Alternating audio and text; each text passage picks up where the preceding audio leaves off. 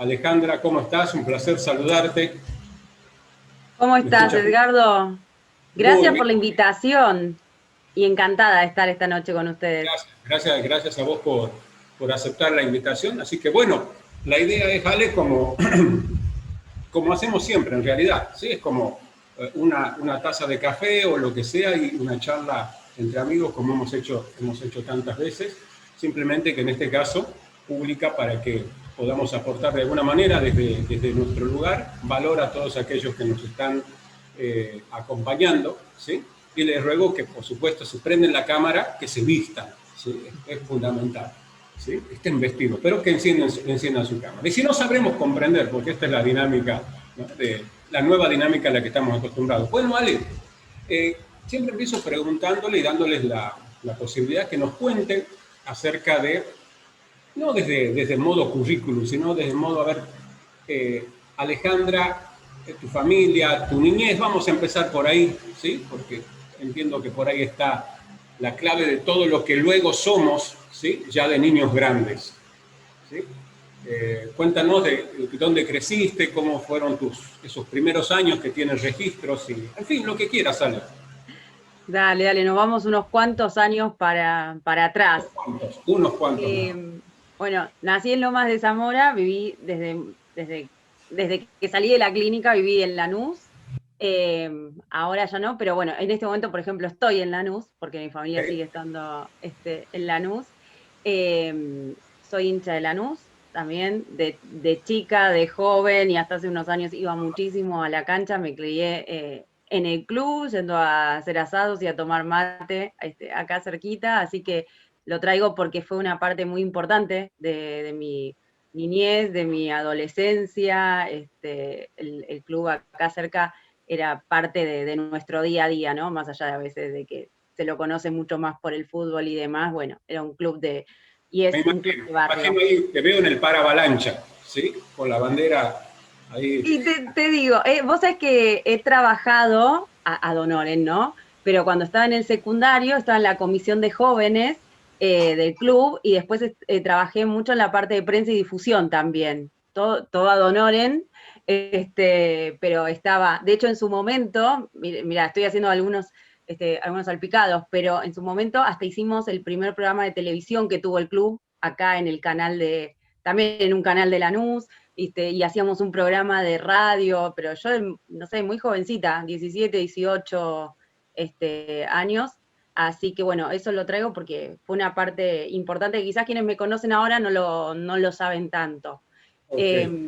Y más allá de esto, soy hija única, eh, he tenido una infancia, digamos, podría decir, feliz hasta cierto momento. Yo cuando tenía 10 años, mi papá trabajaba en una empresa en la que había trabajado desde que salió del secundario, era su vida, lo amaba, el trabajo, y la empresa quebró, así que eso en su momento fue como, marcó mucho nuestra historia familiar. Yo tenía 10 años, así que eso como que derrumbó mucho de las estructuras que había, no solamente por todos los problemas económicos que pasamos después de eso, sino también, bueno, por, por la situación, sobre todo esto que te contaba, ¿no? Mi papá llevaba, yo creo que en ese momento 30 años trabajando en la empresa. Entonces, para él fue muy, muy doloroso. De hecho, eso le ha traído muchas consecuencias, no solo desde lo emocional, sino que lo emocional disparó enfermedades físicas. Así que eso marcó mucho de mi historia. Y bueno, yo estudiaba, desde chica siempre estudiaba mucho. eh, Cuando salí del secundario era como que, vaya a saber por qué, digamos, hay como varias cosas, ¿no? Pero estudié para contadora. Y yo siempre digo, de chica soñaba, me apasionaban otras cosas. Vos sabés que a mí me encantaba, por ejemplo, la astrología, me encantaba el tarot, me gustaba, bueno, mucho arqueología, por ejemplo. O sea, ¿viste cuando decís, cómo terminé estudiando para contadora? Eso te Bueno, iba a preguntar, ¿cómo terminaste para contadora? ¿Qué pasó? ¿cómo terminé? Bueno, primero que yo, hoy con la mirada hacia atrás veo varias cosas. Esto que yo te comentaba, que desde chica, o sea que, por ejemplo, bueno, acá bien barrio era esto, ¿no? Entonces nos juntábamos con mi amiga enfrente y comprábamos una revista y leíamos sobre astrología, las dos, viste, nos la intercambiábamos, o sea, como esas cosas de chico, entonces me apasionaba mucho, pero sin embargo, ese tipo de actividades, por ejemplo, quizás por estructuras familiares y demás, nunca las vi como algo para desarrollar y decir, bueno, eso es un enfoque, darle un enfoque profesional, por ejemplo. No. Igualmente yo en mi familia soy la primera que tiene un título universitario, ¿no? Pero más allá de eso, bueno, esto era como que quizás había otras estructuras, ¿no? Entonces, por un lado eso. Después, algo muy loco, pues yo digo, ¿cómo terminé estudiando para contadora? O sea, que yo en quinto grado, a mí me costaba mucho matemática. Y yo era como súper estudiosa, me iba muy bien en lengua, en historia, todas esas cosas me encantaban, pero matemática la sufría y me saqué un 5. Y de ese 5 no se enteró mi mamá, no se enteró nadie. Y yo dije, esto no puede ser. Un Yo era así 5 como muy... para aclarar, Un 5 sí, nos están viendo de distintos países, ¿no? Un 5 es como, perfecto. sería un Una mediocre. nota, ¿Así? claro, claro, pero como yo siempre estudiaba mucho, me sacaba notas altas. Por eso hoy hablo mucho del perfeccionismo, porque es algo que bueno, que después la verdad es que pesa muchísimo, ¿no? Cuando uno lo ve mirándolo un poco desde ahora, desde los 40 años, ¿no? Pero bueno, en ese momento me saqué un 5 y yo dije, esto no puede ser. Entonces empecé y hacía ejercicio, había un grupo de práctica y hacía. Bueno, la cuestión es que le metí tanto a eso que me empezó a ir muy bien en matemática. Y me empezó a ir muy, muy bien, y de repente era la mejor materia que tenía, y después cuando en secundario empecé con contabilidad, tenía mucha facilidad para los números, de hecho, hoy tengo mucha facilidad para los números, no tiene nada de natural eso, o sea, tiene que ver con un montonazo de horas silla que no te puedo explicar, de hecho en los test me sale como que es algo que está desarrollado, pero no es un don natural, no tiene nada de eso, es muchas horas silla. Yo siempre digo, ¿qué hubiese pasado si yo todo ese foco que le puse a lo que no me salía, se lo hubiese puesto a lo que sí me iba muy bien? No sé, lengua, historia, ¿viste? Bueno, yo le puse mucho foco. Bueno, después al final me iba también y me salía también, y la verdad es que yo también necesitaba trabajar cuando terminé el secundario, y bueno, y era, la verdad es que en ese momento era la carrera que yo más veía probable. Me iba muy bien en contabilidad, era una carrera que te permitía tener una salida laboral, o sea, ¿Dónde, podía Ale? estudiar ¿Estudiaste en la en la UBA? UBA, en la Ajá. UBA, en la UBA. Así que bueno, por esas cosas de la vida, que uno después, y esto por supuesto lo que te estoy contando son cosas que voy viendo, por Claro, supuesto, después de mucho analizar y mucho tratar de entender algunas cosas, pero bueno, así es que terminé ¿con estudiando para terapia? contadora. ¿Con terapia o no? Con terapia y con todo, viste que yo, capaz que para los que no me conocen, yo anduve haciendo de todo, ¿no? Después, después de ejercer unos cuantos años, empecé a darme cuenta que no era lo mío, o sea, Ahí quería me iba bien, me salía, pero era como que en determinado momento miraba el Excel y decía, ¿por qué estoy analizando todo esto? Y bueno, y ahí arranqué con coaching y no sé cuántos talleres de cosas he hecho. Entonces, creo que tiene que ver con ese recorrido, que tiene, por supuesto, terapia, que tiene coaching y que tiene un montón de test de autodescubrimiento y un montón de empezar a mirar, mirar hacia atrás, mirar hacia adelante, pero ¿cuáles son mis fortalezas, por ejemplo? ¿No? ¿Por qué? Pero ¿por qué si yo ahora lo veo claramente que quizás los números no eran lo mío?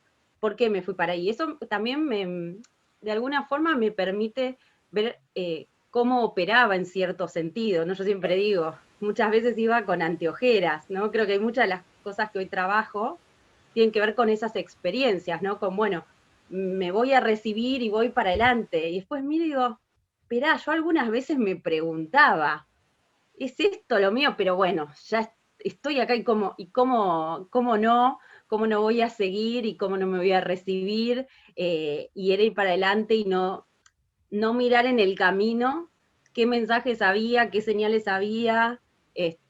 Por supuesto que hoy le estoy súper agradecida de haber estudiado eso porque me permitió un montón de cosas, pero bueno, digamos, también creo que siempre tengo esa mirada como para decir, a ver, cómo operaba yo y qué aprendo de toda esa situación, ¿no? Y fue más o menos por ahí, Alex, digamos, en ese proceso ya lo habías atravesado y yo venía como retrasado en ese proceso cuando nos conocimos, ¿sí? Yo todavía estaba en el proceso por el cual vos ya habías pasado, por lo cual, digamos, de alguna manera, ¿sí? Consciente o inconscientemente, me inspiraste, me impulsaste muchísimo vos y otras personas, pero me acuerdo una charla que tuvimos, veníamos no sé de dónde, nos habíamos metido en un par de proyectos que es donde nos conocimos, y y veníamos caminando, no recuerdo bien, a tomar el subte, no sé qué, y me venías contando esa historia. Y yo te escuchaba y no sabes mi cabeza cómo daba vueltas, porque me resonaba mucho tu vivencia. Quiero que me cuentes eso. ¿Cómo fue? ¿Fue un quiebre repentino? ¿Fue gradual? ¿Cómo fue eso? Porque además trabajabas bien, tengo entendido. Sí. Venías, digamos, estabas trabajando, habías trabajado incluso con grandes empresas, y de pronto un proceso de quiebre. ¿Cómo fue? ¿Cuánto duró? Cuéntanos un poquito sobre eso. Eh, sí, a ver, voy un poco para atrás. Yo desde que empecé a trabajar en un banco, mi primer trabajo en blanco, porque voy a decir, tuve algunos otros, pero digo, mi primer trabajo en blanco fue se llamaba asistente de cliente. Entonces yo le explicaba a las personas cómo usar el cajero en un banco. Esto mientras estudiaba, ¿no? Entonces, bueno, desde el principio trabajaba en un banco, pero bueno, era la persona que les enseñaba a usar los cajeros automáticos en ese momento. Así que ahí en el banco pasé el 2001, bueno, hemos pasado como de todo un poco, con lo cual sí, desde que empecé a trabajar en grandes empresas, y cuando me recibí me he ido por otras tantas, ¿no? Grandes y no tanto. Yo me recibí porque les decía, lo mío es sentarse a estudiar, ¿no? Digamos, y entonces yo me recibí con un promedio 9, y eso ayudó muchísimo, digamos, a abrirme puertas, porque en su momento me recibí, era el mejor promedio en la UBA en ese año, en mi carrera. Entonces, bueno, eso me abrió puertas, buenísimo, porque la verdad es que una de las cosas que yo siempre veía con la carrera era esto de, bueno, tener otra posibilidad, tener un poco más de aire. Yo te comentaba que no teníamos una buena situación familiar, mi papá venía ya con muchos problemas de salud en ese momento, y cuando yo me recibo, a mi papá le detectan una enfermedad que era, bueno, esto tiene entre 6 meses y como mucho, con mucha suerte, 5 o 6 años. Ese fue el pronóstico y no había mucho más por hacer por todas las otras complicaciones de salud que había. Eh, y yo creo que ahí empieza un proceso, porque incluso fíjate, ¿no? Es casi cuando yo me recibo y es como, bueno, llego a esto, ahí empezamos como ese otro camino. Y mi foco pasa a estar mucho ahí con mi papá. Y en la búsqueda de, bueno, a ver qué se puede hacer, qué no se puede hacer.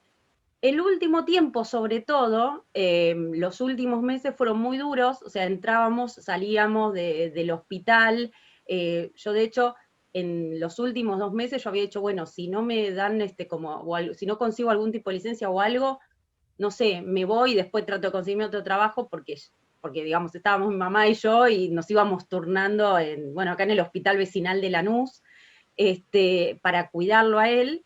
Y bueno, entonces hacía un poco cosas desde mi casa, mira, ya te hablo hace un montón de años, me iba algunos días que podía, trabajaba como podía, digamos.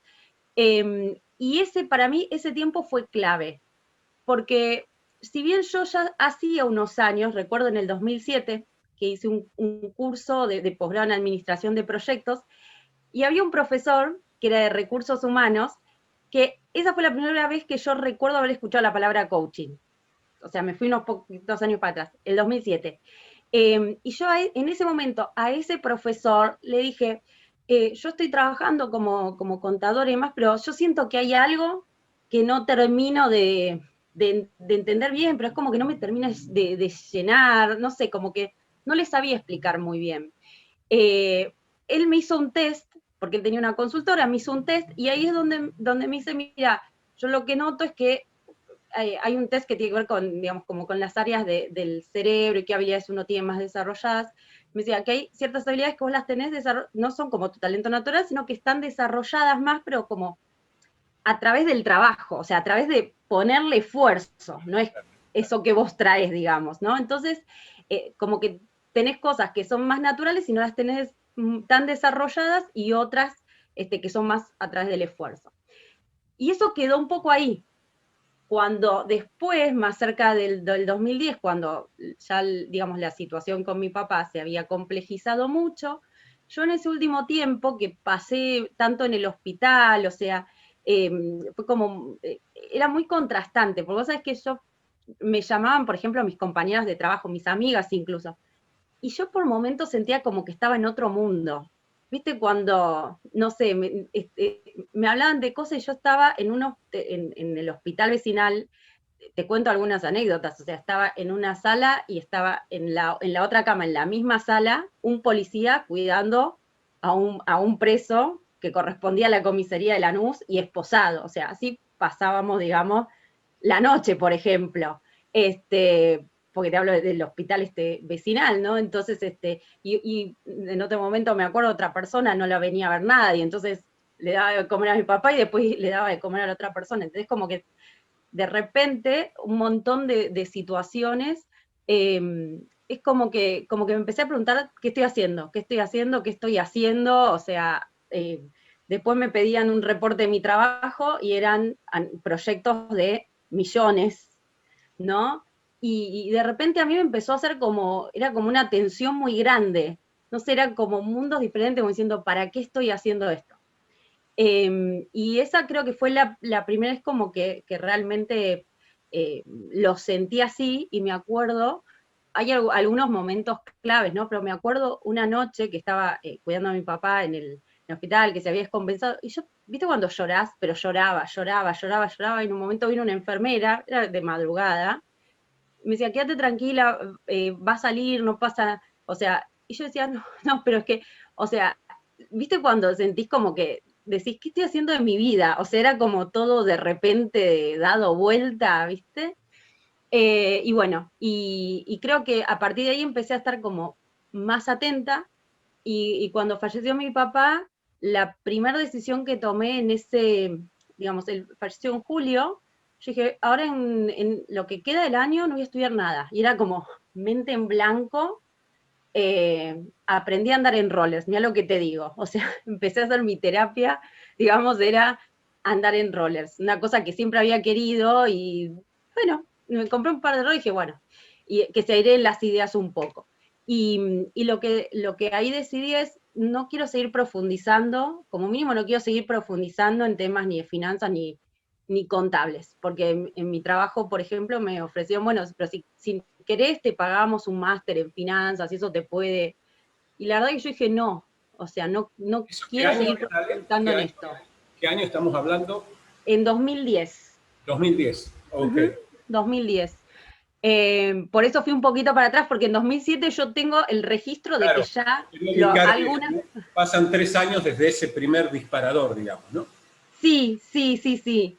Y bueno, y ahí ya te digo, o sea, también para mí fue un hecho el decir, no, ok, por más que me pagues un máster en finanzas, no quiero. O sea, y sabiendo que eso representa después un montón de posibilidades y otros ingresos, pero dije, no quiero. Y ahí empecé a buscar, dije, no, quiero probar algo con gente, quiero otra cosa, y esto lo cuento siempre, porque yo lo único que decía era con gente, no tenía más especificación, viste que hay veces que las personas quieren hacer un cambio, entonces uno se imagina, bueno, capaz la tiene clarísima. No, yo o sea, no tenía ninguna claridad, con decirte que empecé a averiguar, mira, relaciones públicas, recursos humanos, yo decía, ¿qué puedo hacer con gente? Además, sí había algo que yo tenía 31 años, ¿no? Y me pasaba esto que muchas veces nos pasa cuando queremos hacer un cambio o emprender, que uno dice, uy, pero ya, capaz que ya estoy grande, ahora con todo lo que hice, ¿no? Y empezar de cero en otra cosa, bueno, todo esto que uno lo va trabajando, por supuesto, ¿no? Pero que aparece como fantasma de repente. Y bueno, y ahí recordé lo del profesor de coaching y dije, le voy a escribir. Y hablé con él, le digo, ¿me puedes contar más de qué se trataba eso? Y bueno, ahí me contó del tema de coaching, que te estoy hablando hace 10 años, entonces no era como ahora, que ahora es como Claro, mucho más claro. masivo. Sí, Y cuando el coaching él lo había presentado como la historia, digamos, a lo que se refiere la palabra, que era un coach antiguo que te lleva de donde estás hasta donde querés estar. Y a mí esa representación me había quedado. Entonces, bueno, él me empezó a contar y yo le digo, mira, la verdad es que a mí me queda muy grande. Imagínate que yo vengo siempre de trabajar en proyectos, ¿no? Como con números y yo sentía que, digo, con personas así de una, yo no soy psicóloga, nada de eso.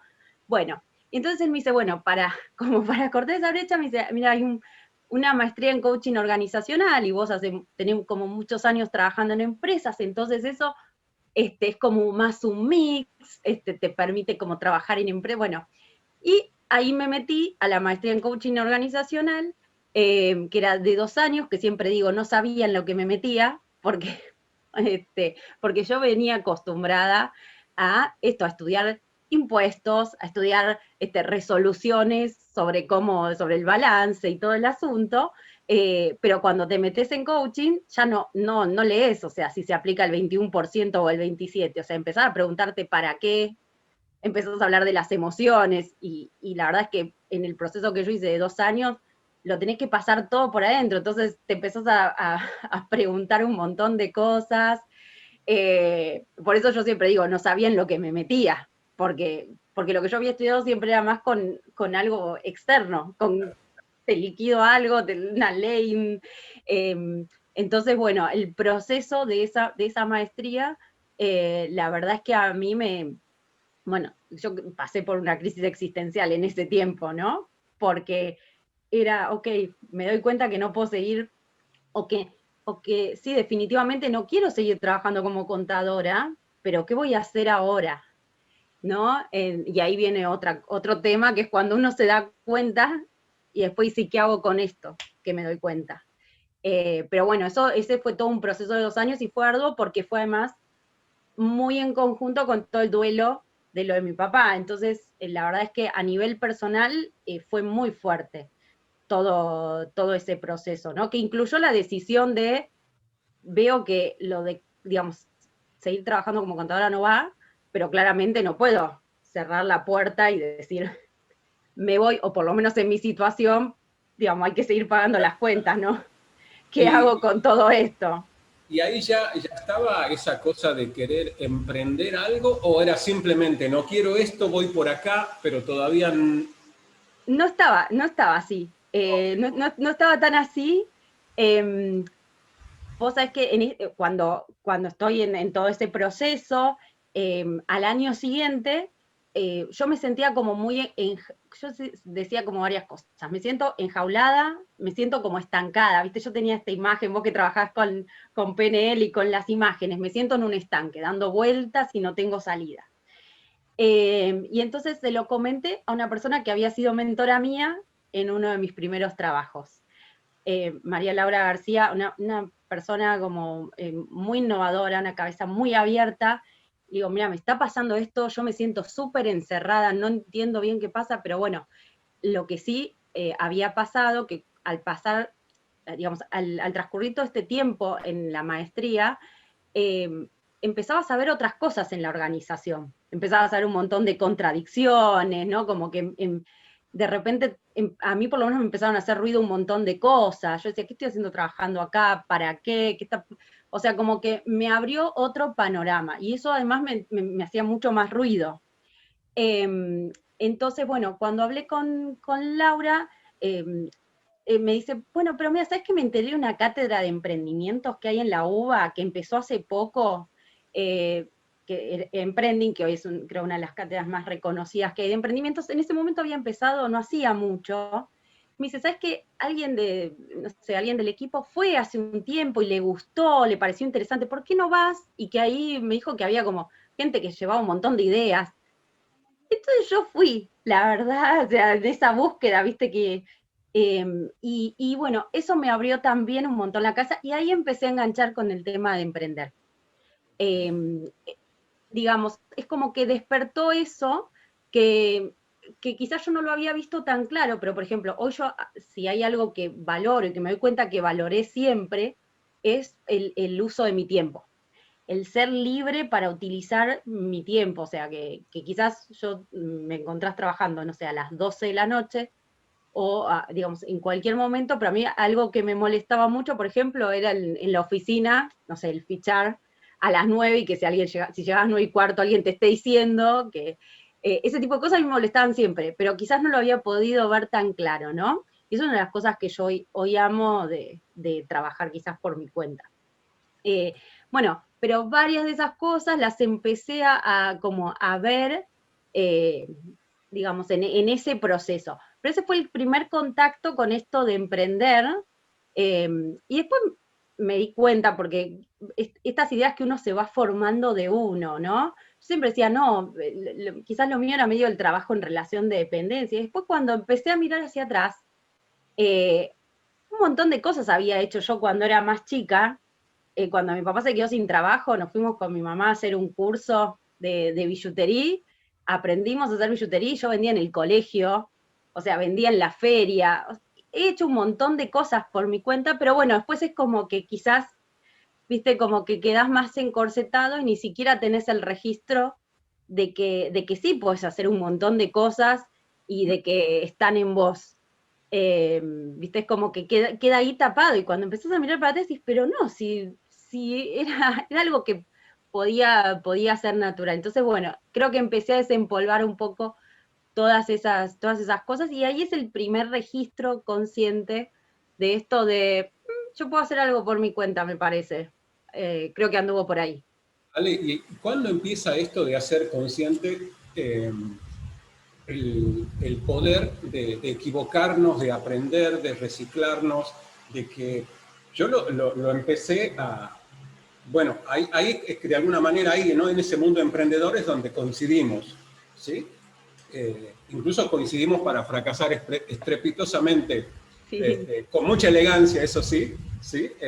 Un par de veces. Y recuerdo que año 2015, por ahí debe haber sido, ¿sí? Más o menos, ¿sí? De hecho, hoy creo, no sé si ayer o hoy Facebook, viste, que te recuerda, ¿sí? Cosas que a veces no querés recordar, ¿sí? mira, Y está la foto en Radio Arinfo, donde estamos haciendo un programa el de radio programa. que fracasó, ¿sí? ¿No? Como corresponde. Y a los pocos meses, es como que allá quiero llegar, ¿no? O sea, ahí ya, digamos, yo también comienzo a salir del ámbito emprendedor, pero de pronto me veo, creo que año 2016, sentadito a un costado, ¿no? Después de haber fracasado juntos ahí en un par de proyectos. A los meses, yo con otra orientación, ya habiendo dejado, incluso ya también habiendo hecho todo el proceso que vos habías hecho antes, dejado mi trabajo, calle Corrientes, Teatro General San Martín, ¿sí? Que me invita y dice, Edgardo, mirá, ahí esta movida, Fuck Up Night. Yo decía, Fuck Up, ¿qué diablo será? Me llamó la atención. En el Teatro San Martín me voy, no entraba un alfiler. Yo estaba tirado, cosa que nunca más vuelvo a hacer en mi vida. No me gusta, pero estaba ahí, sentado en el pasillo del Teatro San Martín, ¿no? Y lleno de gente conociendo el famoso Fuck Up Night. Contanos así, ¿cómo llega eso? ¿Qué fue Fuck Up Night? Y cómo después enganchamos con Aprender del Error, que es tu proyecto actual. Dale, bueno, antes que nada, yo creo que para Canadiense ha sido un proceso desde lo personal, un proceso enorme en mi vida, ¿no? Nace un poco, bueno, allá por el 2015, cuando yo dejé mi trabajo, o sea, definitivamente, vuelvo al título, dejo el trabajo en relación de dependencia con todo lo que eso implicaba de alguna forma. Yo ya, desde ese momento que había que me había acercado a Emprending, después quedé como ayudante, porque dije, está buenísimo para aprender, y bueno, yo puedo compartir lo que sé desde lo contable y desde lo que vengo aprendiendo de coaching. Entonces quedé muy vinculada al mundo emprendedor, después dando clases también para el gobierno de la ciudad. Y bueno, cuando dejo el trabajo y demás, iba a muchos eventos, y en la mayoría de los eventos lo que contaban los emprendedores era, digamos, que le iba muy bien, que levantaban plata, o sea, eran todas como experiencias geniales. La verdad es que a mí me estaba costando un montón. Yo siempre digo, mandaba un montón de mails para generar propuestas, ¿viste? Y te contestaban algunos, y creo que era como de onda porque me conocían y me querían dar una mano, pero no era tan fácil. Y además también me encontraba con mucha gente, por estos años de estar ahí en Emprending, vinculadas en temas de emprendedorismo, que quizás te contaban como, che, ¿cómo te va? Sí, más o menos, ahora estamos viendo, viste, como que quizás no les iba tan bien, pero costaba mucho hablarlo. Vos, en Claro. general, la imagen que tenías era que les iba bien. Entonces, en general, yo la mayoría de los que conocía la estaban remando mucho, y las historias que se contaban eran historias donde ya había proyectos muy consolidados y demás. Y bueno, y ahí nace lo de organizar justamente FACAM Nights, que era un evento en donde venían los emprendedores a contar sus fracasos, entre comillas, sus emprendimientos que no habían funcionado, sus errores, que habían aprendido de eso. Porque siempre la idea era que también cuenten, bueno, qué habían aprendido de eso.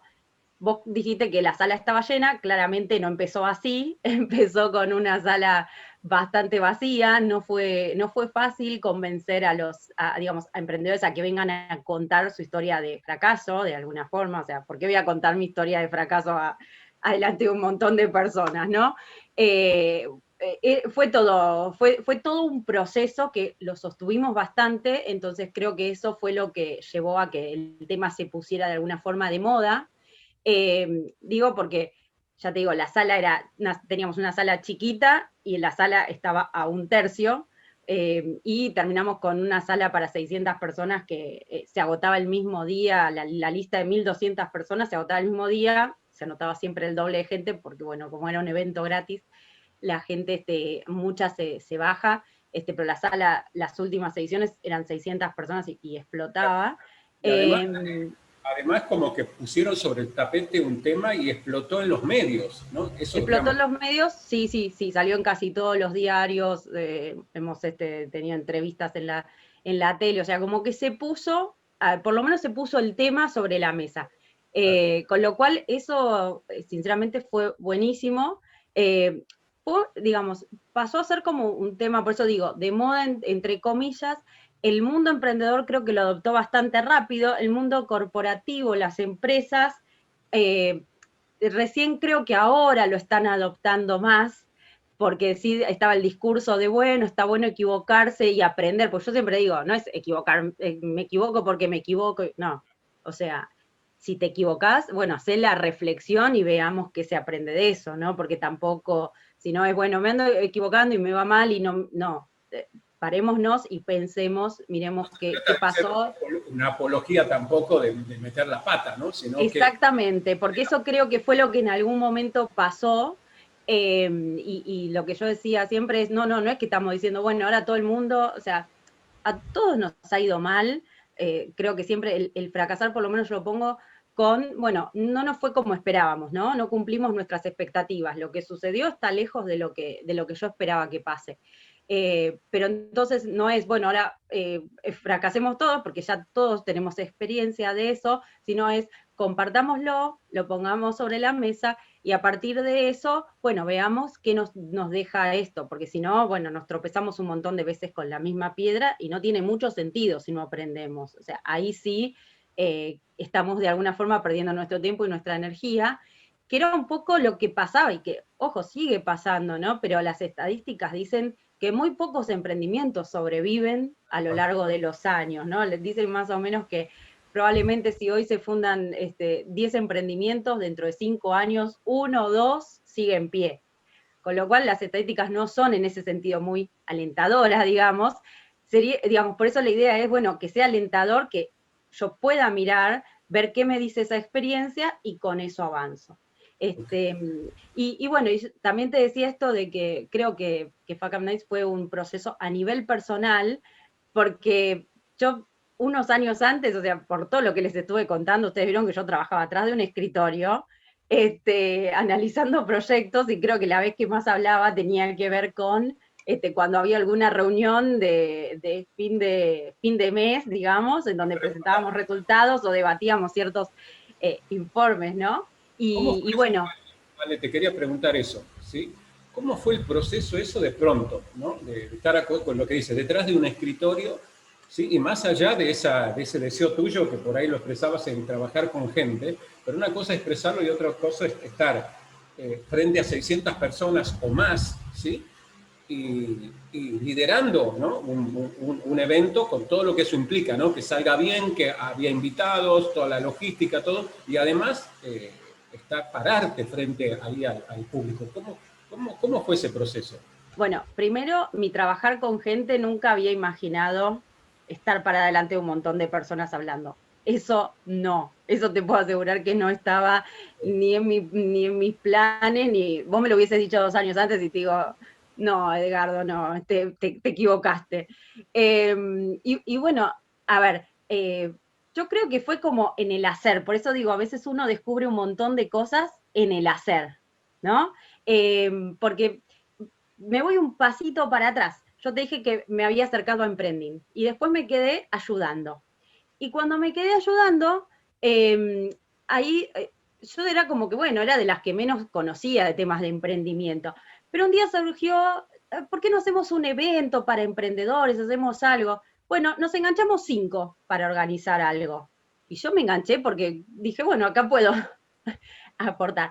Y la verdad es que terminamos haciendo, entre esos pocos, un evento que fue como para 200 emprendedores, que era todo un día, todo gratis, ¿no? O sea, todo conseguimos canje de todo, y entonces los emprendedores podían venir y conseguíamos mentores y los ayudaban a hacer, no sé, me digo que no sé muy bien cómo hacer mi página web, bueno, algún mentor que sepa página web, y ese día estaba con ellos, bueno, que se llamaron las maratones Emprending, porque después hicimos otros iguales. Sí. Bueno, salieron fantásticos. Y además éramos pocos organizándolo y ya te digo, no había presupuesto. Entonces la verdad que salieron súper lindos. Y, y la verdad es que yo ahí dije como, wow, nunca se me había ocurrido que me hubiese gustado tanto organizar esto y además era multitudinario. Pero había algo, yo no estaba, o sea, digamos, yo estaba en todo el detrás de escena, porque esta siempre fue un poco una de mis creencias. De hecho, me acuerdo que cuando había que entregar los premios y todo, eran otros chicos que no eran los que habían estado en la organización, pero vengan ustedes a entregar y a hacer todo el bochinche, ¿no? Y yo estaba como en todo, me acuerdo con otra de las chicas que éramos como de las que coordinábamos, hacíamos como más la coordinación general y era como, tiene que estar esto, tiene que estar lo otro, y ahora tiene que estar ¿no? Pero todo ese detrás de escena. Y esa es una de las creencias que yo siempre tenía. Yo estoy pero en el detrás de escena, ¿no? Y algo así un poco pasó cuando arrancamos con Fuck Up. La idea era que yo me ocupe mucho también de los proveedores, bueno, de coachar, pero en un inicio no estaba la idea de conducir. El tema fue que yo esto lo empecé a organizar con un ex socio, ¿no? El tema fue que cuando arrancamos, iba a ir una persona a conducir, que era un amigo mío, que era coach y locutor y demás, iba a ir de onda, porque tampoco lo empezamos con un presupuesto, esto era todo nuestras horas. Eh, y entonces le dijimos, sí, me encanta, no sé qué. Unos días antes me dice, mira, Ale, la verdad es que me dijeron, un taller creo que tenía que dar en el interior, mira, no voy a estar, tengo que viajar.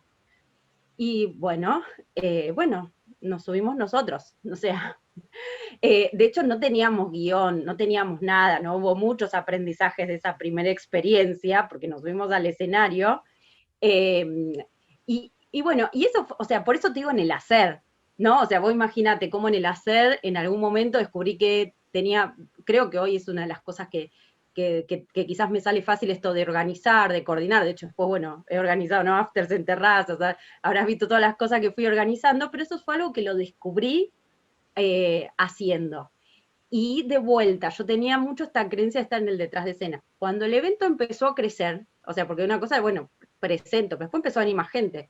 y empezó a venir más gente, había 200, y había 300, y había 400, y en un momento, sinceramente, yo, además vos ves las fotos, en las primeras estaba con un jean ancho. ¿Por qué? Porque yo tenía, viste, para los bolsillos, para la lapicera, porque venía el proveedor, armábamos como una previa, entonces subíamos, me acuerdo, nos habían mandado cosas de Coca-Cola subiendo los pozos de hielo, todo muy así. Obviamente la gente ve después como todo divino, pero eran un montón de horas de todo, o sea, de coachar, de ver el proveedor, de subir el hielo y todo, o sea, todo. Y bueno, y cuando empezó a venir más gente, más gente, más gente, yo empecé así como, ¿qué estoy haciendo yo acá? Tuve ahí una especie de crisis, digamos, y me acuerdo que había ido a dar un taller a La Plata con digamos, una amiga que ella es coach, viene del mundo del teatro, ¿no? Tiene como mucho escenario, ¿no? Del teatro, el baile y demás. Y se lo conté, ¿no? Y me decía, ¿y a vos qué te pasa? Y yo le digo, y no, porque, viste, quizás hablo un poco lento, o la gente se aburre, o, viste, como que, no sé, me había entrado como un pánico escénico ahí avanzado el proceso. Yo me decía, yo no me preparé para esto, o sea, no, yo estoy para estar ahí coordinando las cosas, no sé qué estoy haciendo. Y entonces lo primero que me dijo es, bueno, mira, todo lo que vos te crees, si vos te lo crees tanto, la gente se va a estar dando cuenta. O sea, si vos crees que sos aburrida y las personas van a estar mirando y diciendo, esta persona es aburrida. Entonces me dice, si vos querés estar en el escenario, bueno, ponete las pilas y hacé algo, empezá a trabajar. Primero me dijo, te pintás. Me acuerdo que fue así, ¿no? Porque yo subía como si, ponete algo que más allá como del pintarse para el otro, ¿no? Sino como ponete, o sea, me decía, el escenario pide escena. O sea, pensá, ponete vos, cómo te querés vestir, si yo decía, yo me siento, mira esto es una charla de café, ¿no? Yo le decía, me siento una bolsa de papas. Yo subo al escenario, me siento una bolsa de papas, jean ancho, o sea, ya pasaron 3 horas de que estoy en el lugar, que estamos organizando todo. Bueno, me dice, si tenés una bolsa de papas, no. Empezá a ver cómo te vas a cambiar para ponerte ahí, con qué look. Igual el look era muy informal, teníamos una remera, por supuesto, del evento, ¿no? Pero digamos, y ahí empecé como a hacer un clic. Y de repente, bueno, esto me acuerdo que era el día siguiente que tenía el evento, y como empecé como con esto de, bueno, a ver, me preparo para.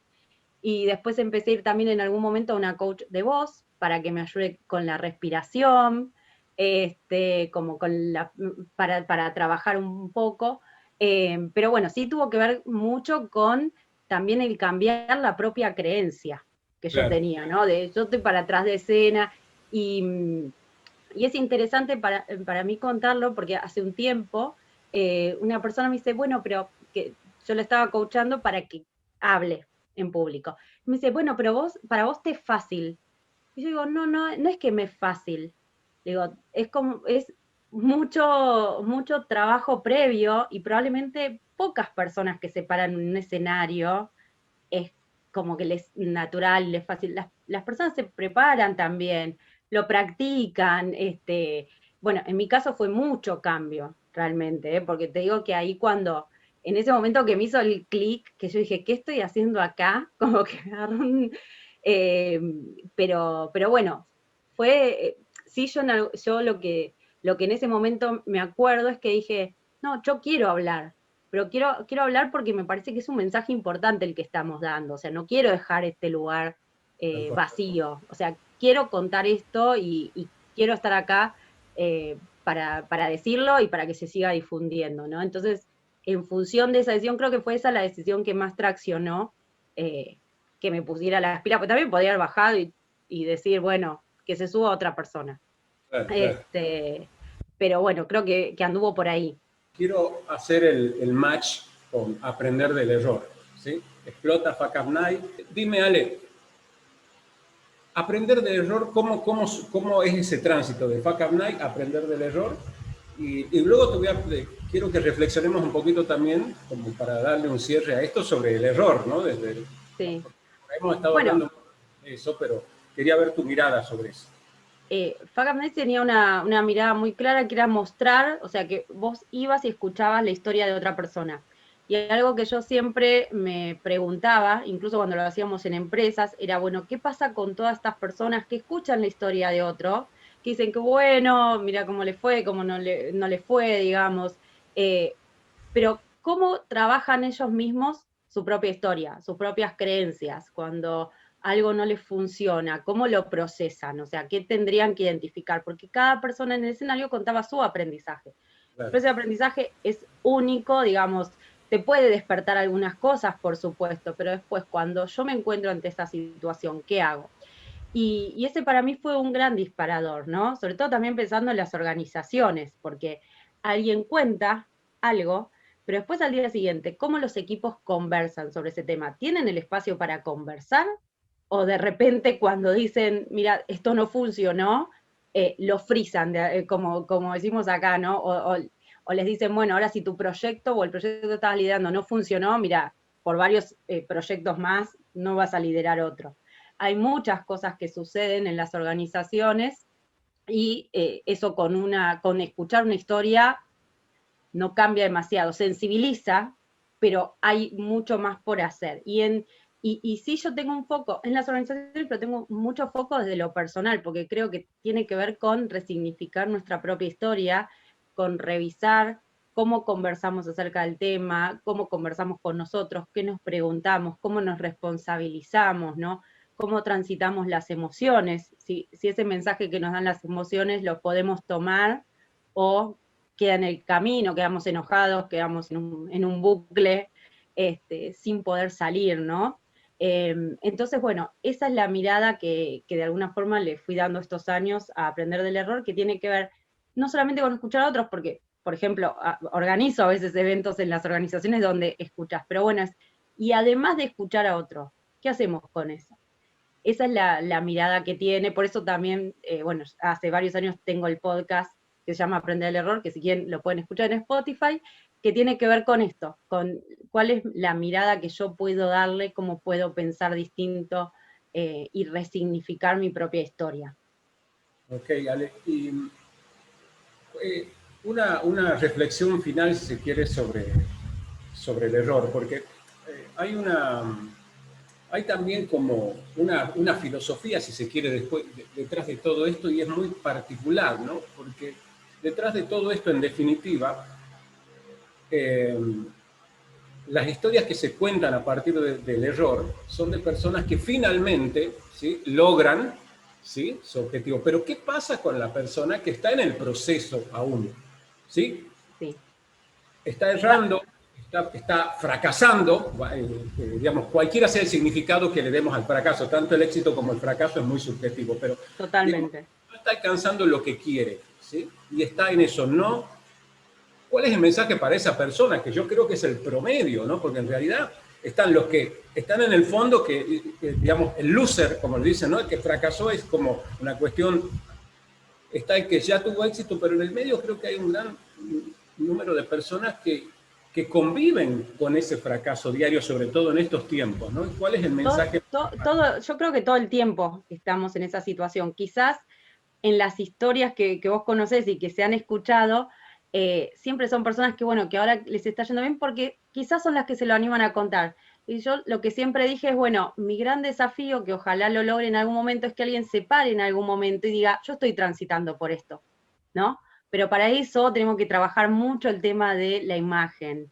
¿Por qué? Porque nosotros estamos en una sociedad muy culturalmente exitista, ¿no? Entonces yo te premio y te valoro y siento que soy valorada por la imagen y la imagen de éxito, ¿no? Entonces el éxito me está yendo bien, estoy alcanzando mis metas y demás. Y yo lo que siempre digo esa es la vida según Instagram, ¿no? Viste que en Instagram a todo el mundo le va fantástico. Decís, ¿cómo puede ser esta gente? O sea, yo soy mi vida es un desastre, mi Instagram, digo, mi vida es un desastre, por favor. Bueno, entonces me parece que lo interesante primero es eso, como que todo el tiempo nuestra vida es experiencia, y hay experiencias que van, digamos, que se acercan más a lo que queremos que sean, y hay experiencias que se acercan menos. Entonces, eso, lo primero que se me ocurre es, no soy, ni cuando estoy arriba no soy exitoso, ni cuando estoy abajo soy una fracasada, digamos, ¿no? Porque si no todo el tiempo, y además, fíjate que al mismo tiempo quizás te está yendo un vínculo malísimo, y tenés un negocio y te está yendo fantástico, ¿no? Entonces, estamos todo el tiempo así, yo soy exitoso, soy fracasada, soy exitosa, soy fracasada. Bueno, esto lo traigo, ¿por qué? Porque creo que algo que nos decimos mucho tiene que ver con esto, soy un desastre, soy un fracaso, esto nunca me sale, bueno, entonces, primero eso, tiene que ver con cómo me estoy hablando a mí respecto a esta situación, que es distinto decir, estoy intentando esto, estoy trabajando sobre esto. Lo otro es responsabilizarse, porque en general cuando nos empiezan a ir mal las cosas, siempre lo ponemos afuera, en los otros, eh, la pandemia, el país, mi familia, bueno, todo. Entonces, esto de, bueno, ok, sí, mala suerte, todo el asunto, bueno, pero ¿dónde? O sea, ¿qué hay de mí en esta situación? ¿Qué puedo ver yo de mí en esta situación? Me está yendo mal en tal vínculo, me siento, no sé, avasallada, bueno, ¿cómo estoy trabajando yo mis límites? ¿Los estoy pudiendo poner? ¿No los estoy pudiendo poner? ¿Estoy pudiendo sostener conversaciones que son para mí difíciles o no? Lo que sea, digo, en los distintos ámbitos, buscar también dónde está mi punto de posibilidad. Porque si yo siempre estoy poniendo todo el poder afuera, no estoy aprovechando aunque sea ese 1% que yo puedo mover. Entonces siempre, ¿dónde hay algo de mí en esta situación que yo podría estar observando, que puedo estar cambiando, ¿no? ¿Dónde me veo yo acá? Eso me parece que es fundamental. Y después esto que te traía de la imagen y del aprendizaje, para mí hay algo que es interesante, que es todo el desarrollo que hace Carol Dweck de mentalidad de crecimiento, que para mí es clave. ¿Por qué? Porque lo que ella dice es, ella empieza preguntándose cómo hay gente que le va mal y eso de alguna forma la desafía. Y ella dice, a mí no, o sea, no es como, me va mal, qué desastre esto. Bueno, empieza un poco con ese punto de partida y lo que dice es, bueno, las personas que desarrollan un conjunto de creencias que al fin y al cabo llama mentalidad fija, creen que un fracaso, bueno, es algo, digamos, que muestra a los otros que al final yo no tengo las capacidades que creía que tenía, o que yo no era lo exitoso que era, lo talentoso, lo creativo que era. En cambio, una mentalidad de crecimiento no dice, no dice, bueno, entonces no soy esto. No, es, ok, bueno, esto no funcionó, ¿qué puedo aprender de esto? Y me parece que ahí está la clave, porque no lo define, no nos define. Entonces, una de las preguntas que yo siempre hago en los talleres es, bueno, ¿con qué estás comprometido? ¿Con la imagen o con el aprendizaje? O sea, si vos estás comprometido con la imagen, vas a estar siempre en pos de demostrar, en pos de que los demás no se den cuenta. Estás perdiendo posibilidades de pedir ayuda, de decir, no lo estoy entendiendo, no estoy sabiendo cómo resolver esto. Entonces creo que esos puntos por lo menos son algunos de los básicos que es interesante reflexionar. Genial, Ale. Como siempre que charlamos, nos quedamos con la sensación, al menos yo, de que hay mucho más para hablar, pero los tiempos así de la TV, de nuestros auspiciantes y de todo, ya saben, minuto a minuto cómo es, Ale, así que nos tenemos que ir. ¿Dónde te pueden encontrar, Ale? Dijiste el podcast. Sí, me pueden encontrar en mi página que es alemarcote.com, en Instagram alemarcote, que también ahí publico muchas cosas, en YouTube Alejandra Marcote, el podcast que es Aprender del Error está en Spotify, y bueno, digamos por cualquiera de esas vías, info@alemarcote.com también me encuentran. Ok, genial, Ale. Estoy feliz de habernos vuelto a ver después de un tiempo. Hablamos, pero no nos habíamos visto, así que... No nos habíamos visto. Este medio, de alguna manera, este magazine, como le llamo yo, de entrevista, ha hecho que me vaya reencontrando con tanta gente que por ahí, bueno, la vida no nos permite por ahí y la tecnología nos va acercando. Así que gracias, Ale, te mando un beso grande, feliz de verte y ya nos vemos en cualquier momento. ¿sí? Espero que sí. Gracias a todos. Un aplauso para Alejandra. Gracias. Gracias a todos los que nos acompañan. Un saludo para los que nos siguen por Facebook. Y bueno, será hasta la próxima entrevista de Tu Vida. Gracias, Ale. Beso enorme. Chao.